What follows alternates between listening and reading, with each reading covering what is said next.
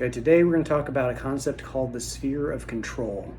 And I drew a little diagram here because it's better understood if you can actually see the spheres, but the writing is backwards because I'm using my front-facing camera, so it's kind of like looking in a mirror, but the center circle here is the sphere of control.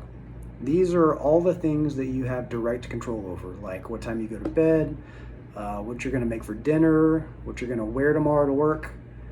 The second biggest circle is the sphere of influence. These are things that you do have some influence over, but you can't directly control the outcome. So, you can control what time you go to bed, but you can't really control what time you fall asleep. Maybe you had caffeine or you had coffee too late in the evening. That's going to keep you up. So you can't directly control what time you go to sleep. The third and final circle, and the biggest one, is the sphere of concern, also called the sphere of interest.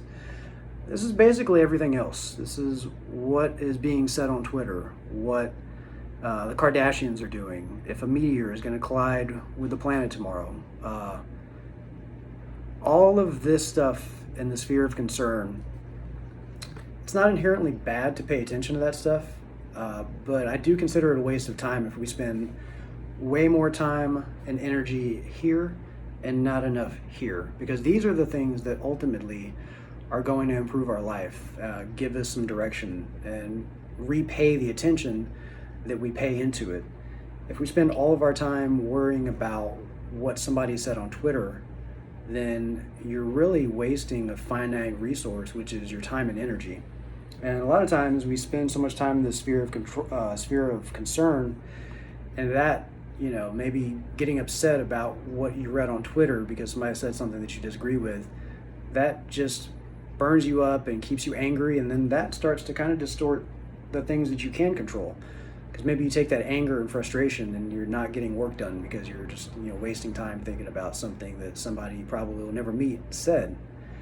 So it's not a total waste of time to focus on this outside circle, but we should be spending the majority of our time and energy on these things that we directly can control, because if we do enough of that, our sphere of influence will actually start to increase. When you say take up a hobby or do something that actually is productive, you start to have more of an influence on more and more things, because you may meet somebody new, or you may interact with somebody that you wouldn't have otherwise, and you start to have more influence.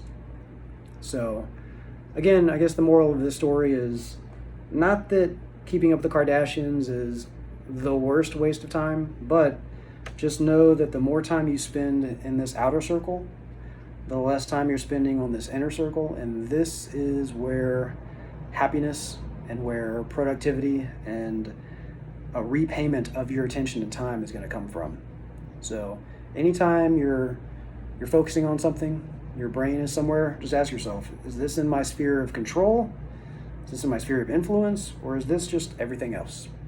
Hope that helps. Take care, y'all.